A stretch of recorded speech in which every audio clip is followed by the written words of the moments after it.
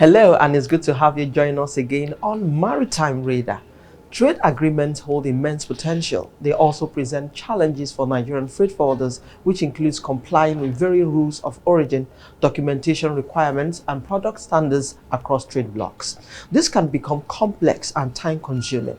Freight forwarders must stay informed and up-to-date on the ever-changing trade regulations within these agreements to provide efficient logistic solutions to their clients. Moreover, trade agreements can influence cargo flows and demand patterns, affecting the choice of transportation routes and logistic strategies. Understanding these shifts and adapting to the changing trade dynamics is vital for freight forwarders to maintain a competitive edge. Understanding customs framework for the implementation of the Zero Food Items Importation, which should address food security in Nigeria, are some of the issues that will be on the front runner on today's show. I'm Nneoma Obi-Asualo.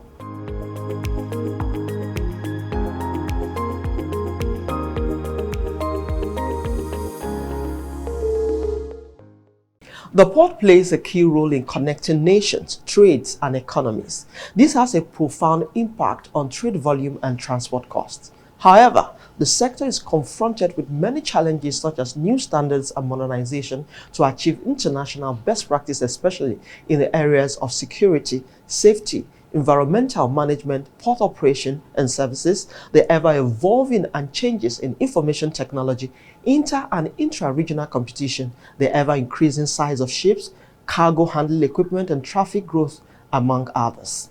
Africa must have the ability to cope with these such rapidly advancing realities in order to benefit from the trade opportunities. Before we get further into today's lineup on the program, let's find out the latest in Maritime news.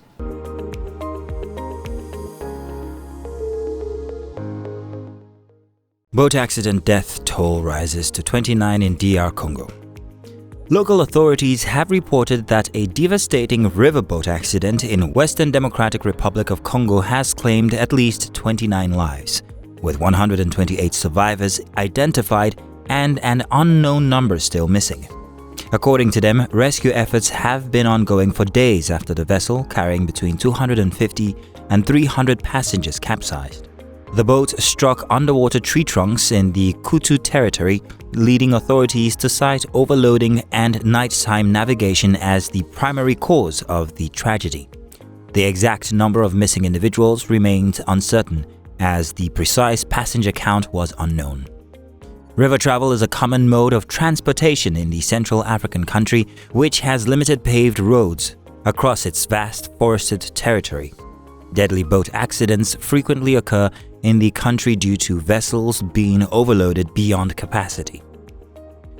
Interagency collaboration. The Nigerian Shippers Council has announced a collaboration with the Arakan Military Cantonment to ensure the safety of lives and property in the Apapa Ports community and its environs. Pius Akuta, Executive Secretary of the Council, noted that the military plays a crucial role in maintaining security in Apapa, making it a hub for trade and commerce. Akuta emphasized the importance of continued synergy and interaction between the council and the military to strengthen their relationship. For his part, Colonel Olusegun Okpeyemi, commander of the Arakan Military Cantonment Apapa, reiterated the military's commitment to safeguarding lives and property, encouraging the council boss to engage freely with the Nigerian army when needed. The Minister of Marine and Blue Economy, Adegboyega Oyetola, has expressed the ministry's readiness to facilitate the realization of the Badagry Deep Sea Port project. In a meeting in Abuja with Didi Ndiomu, CEO of Badagry Ports Development Limited, Oyetola emphasized the project's potential, aligning it with President Bola Tinubu's administration's objectives. He also pledged his support, affirming that the ministry will do whatever it takes to achieve the project. Oyetola further acknowledged the meeting with interested local and international investors and commended the company's efforts in overcoming obstacles. For his part, Ndiomu stated that the project is in its second phase, focusing on implementation and securing strategic financial partners. He highlighted the project's benefits, including reduced cost for investors due to its natural depth, and urged the federal government to lead the drive to boost investor confidence. The project, which received the full business case compliance certificate from the Infrastructure Concession Regulatory Commission in 2022, is a public-private partnership approved by the Federal Executive Council.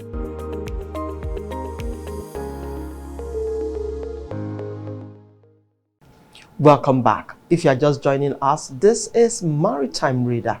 With President Bola Tinubu's approval for the implementation of the 0% import duty on basic food items within the time frame of 15 July to 31st December 2024. This measure is geared towards ameliorating the high cost of food items in the Nigerian market and is limited to the national supply gap to be determined by a committee set up by the Minister of Agriculture. The restricted items include maize, millet, rice and wheat. Others include husked brown rice, grain, and beans. Customs National Public Relations Officer Abdullahi Maiwada has also given guidelines on importers that are eligible to participate. In this chat with Afam Chukwuma, Managing Director and CEO, International Supply Chain Systems Limited, and the Deputy National President, Seaport, National Association of Government-Approved Freight Forwarders, NAGAFF, shares on its impact to Nigerians and guides that will address its abuse. Stay with us.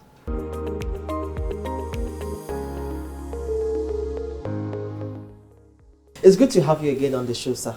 Thank you very much. Thank Okay, you. so let's start this conversation. To address food security challenges in Nigeria, federal government has introduced a zero duty for food items. When you heard this, how did it come to you? I received the news with lots of enthusiasm and saw it as a good development. First on the media, we heard about it. We heard the government officials talked about it. Later on, I also watched a video of the Controller General of Customs speaking about it.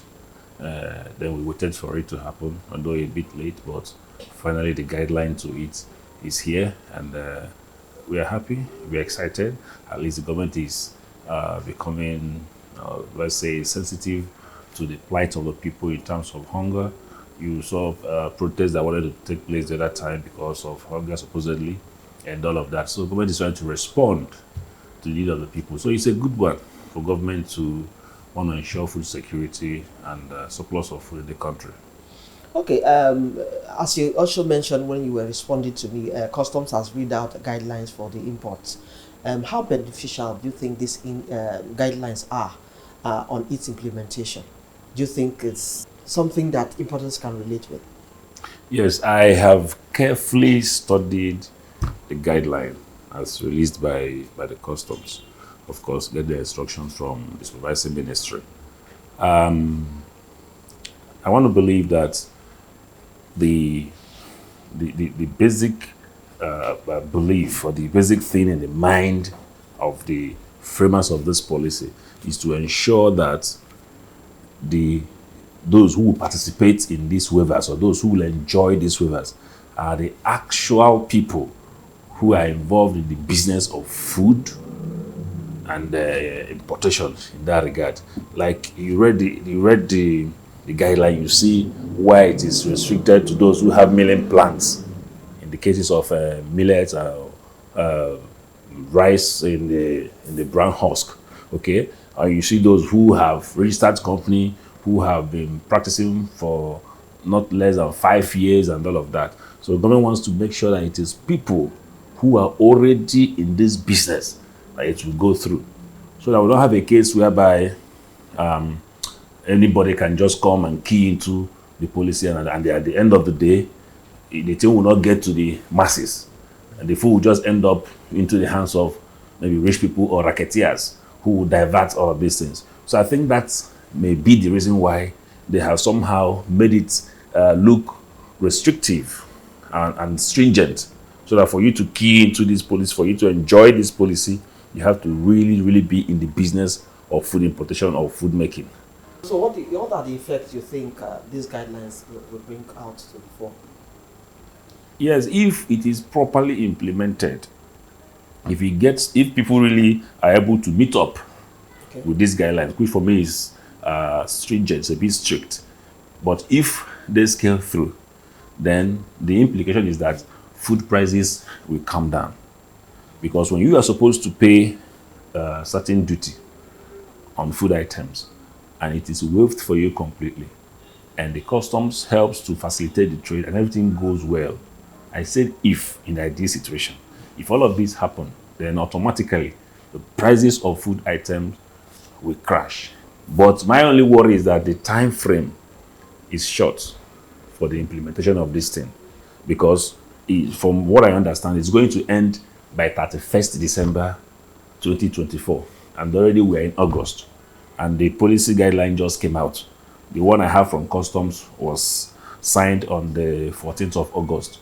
Today is 22nd, about 6 days ago, and we have this thing to end by 31st of December, except there will be an extension by the government. But I think the time frame to achieve this is quite short. Think of when they will file their papers, when they will order for the production of the items, ship the items will come into Nigeria, they will clear. All these processes may not happen informal. Even if they happen, there will be very, very few that will come in, and ultimately the food security and the hunger management may not happen. Looking at port operation challenges in Nigeria, bureaucratic bottlenecks and all that, do you see a fast facilitation since this has a time frame? Nigeria has so much bureaucratic bottlenecks. But do you think this will change for this cause? I do not think so. I believe the bottlenecks will still affect the timeline for the delivery of this program. So I'm calling on the government, if they really want this program to sail through, I'm calling for an extension of timeline. The 31st December timeline is too short, too short for this program to have the intended effect on the people and reduce hunger. Because, like I said earlier, before you even talk of importation, you have to establish that you're in the food industry by providing all the requirements, and that has to be scrutinized before approval is given to you. Your worry, it's legal. So what do you think the special corridors customs say they will be creating for this to clear these food items in any way will reduce this worry you are having about the entire project? Yes, creation of special corridor is a good one, but it may help. It may help to an extent, but I believe more than for customs, more than just facilitating the process of delivering this thing, the special corridor is basically, to my understanding, meant to assist the customs to monitor, to avoid abuse, those who are not supposed to participate, to help them control, to help them, manage it. Because if you have these things coming from all parts of Nigeria, they will have so many places to man. But if they restrict it, like in the case of pharmaceutical products, where only a Papa port is allowed to process pharmaceutical products, okay? Even it's not allowed completely to another port. In some cases, they may even allow maybe Tinkan or other ports, if in some special cases. But it is not allowed to go to any bonded terminal based on customs internal guidelines. But your Papa port is where it is designed to be cleared. So what it means is that even if you have pharmaceutical products going to the Anambra or going to Kano or going to anywhere, it's coming by sea, it must go through Apapa. Unless it's coming by air, it can go through Maritime Airport strictly. So maybe that's the kind of thing. If I have opportunity of reading the special corridor when it comes out, that's the kind of thing they want to do. This to help control. This to help be sure that it doesn't go through. It doesn't go into the hands of those who it is not meant to be. So whether it will facilitate this trade, yes, but more than anything, it is to allow more time for this to take place. We are due for a break. When we return, we'll be finding out how much impact this project has on the common man in Nigeria. That will be after this short break. Please stay with us.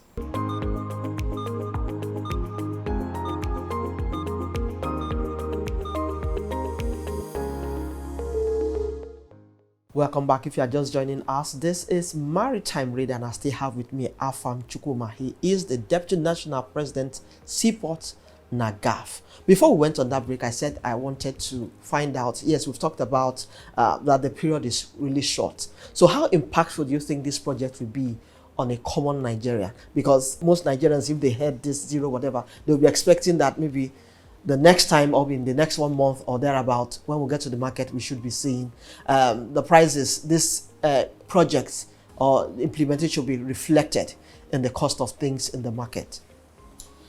If you look at the particular food items that the governments have targeted in this program, you see you have husk brown rice, grain, sorghum, millet, maize, wheat. Most of these are products that come in as bulk shipments, and they are meant to serve industries.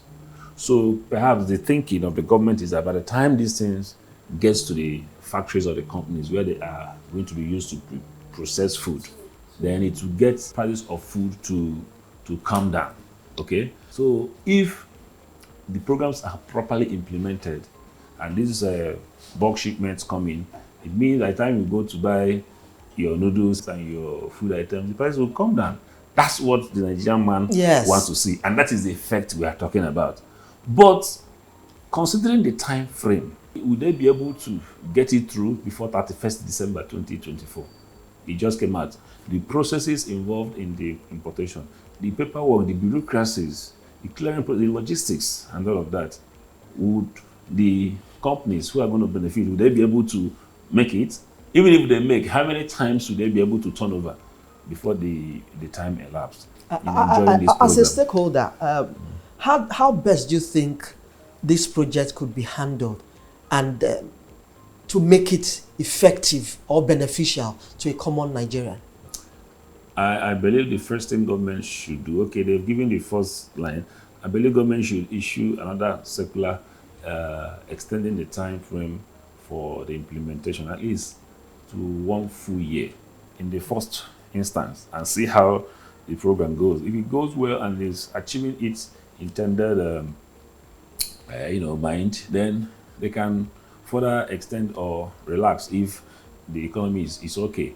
And also it will enable government to look at if there are loopholes or if there are areas they need to adjust or to amend the guideline to further streamlining it to getting to the target audience or the target people they want to enjoy the program. So that will, if about the what we have now, the 4 months we have now is definitely not going to allow government to be able to assess this program or have the effects achieved. I'm very sure about that. But what they may be looking at what they will be losing in terms of revenue if this is extended. Do you think government can really bear the burden looking at when they are saying there's no money in the country? Well, the customs are projected losing about 188 billion naira. But again, you see, we're talking about benefiting the masses. Okay, if you look at it from the point of social welfare for the people, what is government meant for? Government is meant to take care of the people, to protect lives and properties. Food especially, which is a basic necessity and need for human existence. Why do we have government? What are we discussing? Even our own government have donated food to other governments sometime in the past, so why can't we do it for our people? So how prepared do you think custom is to ensure that this policy is not abused? Yes, we've heard the custom talked about the special corridor. Okay. I think that is number one step they are going to take in making sure they manage this process, this scheme. Personally, I'm yet to see the full-blown customs special corridor implementation details, but I think for the CGC to have announced some of these policies, then they should be making effort. But maybe it's not been made public yet. Beyond mentioning the special corridor, we're yet to see details of the corridors. Okay. Whether it's going to be Apapa or Tinkan or Nea or wherever, we are still waiting to have that details from the customs. So what role do you think customs should play to further reduce the challenges of port operations, especially in Lagos ports? Yes, you see, the Nigerian Customs is the lead agency when it comes to government agencies that operate at the port. And the number one duty of customs is to facilitate trade. Now, it behoves on the customs, as far as I'm concerned, to constantly engage sister agencies and stamping their authority as the lead agency, showing the way, letting them know the need for us to achieve 24 hours or 48 hours cargo clearance at the port. It's achievable, it's doable.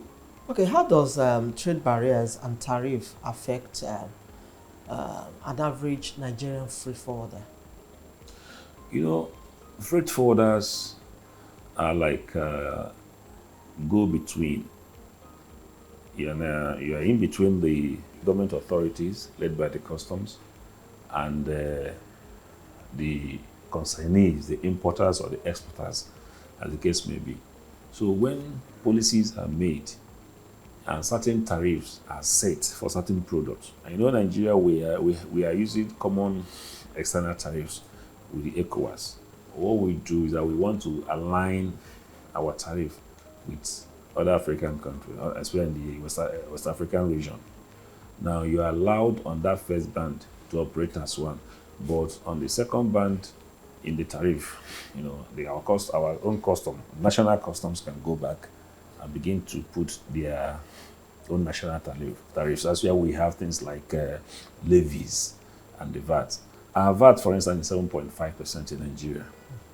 There are certain products that do not have VAT, and there are certain others that have VAT. There are products that have levy with VAT, some without VAT. Some have both duty, levy, and VAT. Now, it depends on what the government policy on that industry is. If government feels that they want to encourage production, local production for certain products, they tend to increase the tariff so that they will discourage importation or make it expensive so that the local producers can compete, can sell more. Of course, if we can have local production in higher capacity that can satisfy the Nigerian market, that's the best, because it gives employment to our people, it creates a good economy, it saves foreign exchange, and if we can even go further to export, it helps us to earn foreign exchange, which will stabilize our economy generally. But when we rely on imports, the reverse is the case. But then, for production to happen, there are so many things that need to be in place. Number one is power, constant power supply. Without it, the industries will not thrive. What we need is for the government to determine at their own level which way is the economy going. Are we going to be an import-dependent country? Are we going to be an export-dependent country? Of course, if you're an export-dependent country, you have a better economy. I must thank you very much for your time and your thoughts on the show. I look forward to a seamless, implementation of this project to ensure that the common man on the street can afford basic need of life, which is food. It's been Afam Chukwuma. He is the Deputy National President, Seaport NAGAFF.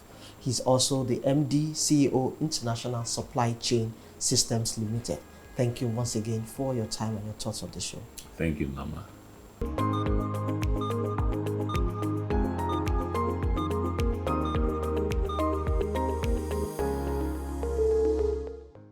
And that's our show this week. I hope that this episode was able to give the required guide on the implementation of the 0% food item importation.